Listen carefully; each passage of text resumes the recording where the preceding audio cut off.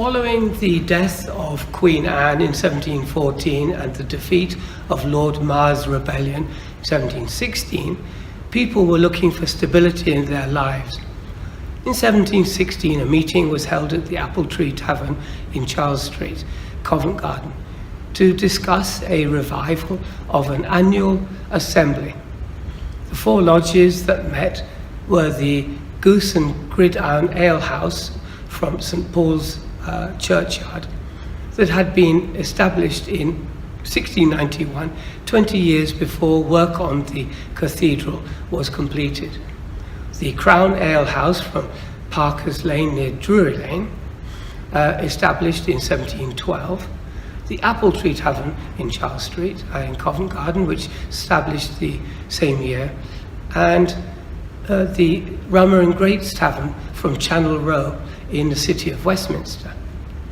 This lodge may have been constituted later, as Gold refers to the other three lodges as being the senior lodges. The four lodges decided that after the rebellion was over in 1716, the few lodges at London, finding themselves neglected by Christopher Wren, thought fit to cement under the Grand Master as the centre of union and harmony. 1716, Sir Christopher Wren was 84 and too old to supervise construction on his masterpiece, St Paul's Cathedral. Actually, the cathedral had been completed 1711 and Wren died in 1723, so perhaps the members were complaining about a lack of new construction jobs. A difficulty we have in understanding the early days of the revival is that lodges met in alehouses and were listed by the name of the establishment. Lodges did not give themselves unique names until 1800. Before that, they used a numbering system.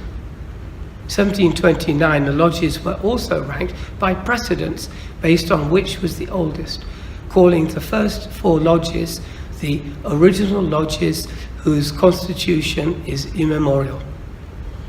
The situation gets difficult as lodges sometimes moved to different premises, as the landlord was charging too much to use the space or the beer was better somewhere else.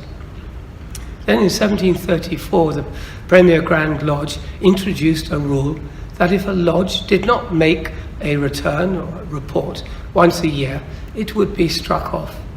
Many were, and the lodges below them were then moved up a number. Following that, a rule was introduced that a lodge's rank of precedency would be lost if it did not meet at least twice a year.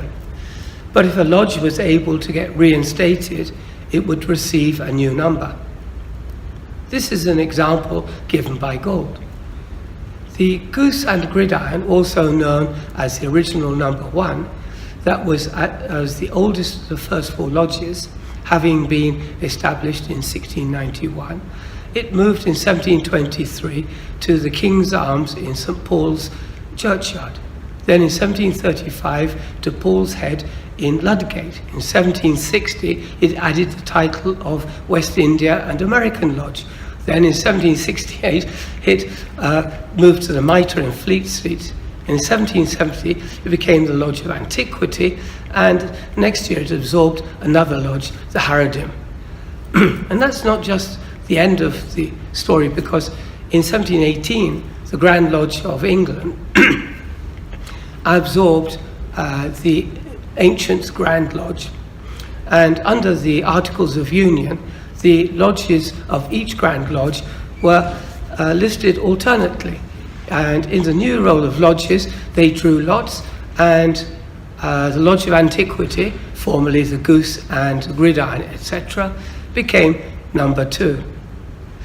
Why is the ownership of London and the position of the four lodges important? For several reasons. The British aristocracy were, and actually still are, very status conscious, so it was important where in London they lived. London at that time was really two cities. City of Westminster and the City of London. City of Westminster was the administrative centre of the city and home of the king and the centre of the aristocrats' world. The City of London, on the other hand, was the mercantile and banking centre of London, with derricks and piers lining the Thames as far as London Bridge. Even St Paul's, which was in the City of London, was used as a place for traders to meet and sell their wares and for unemployed people to look for work. In an expose written in 1730 called Masonry Dissected by Samuel Pritchard, there's an interesting example of the divide between the first four lodges.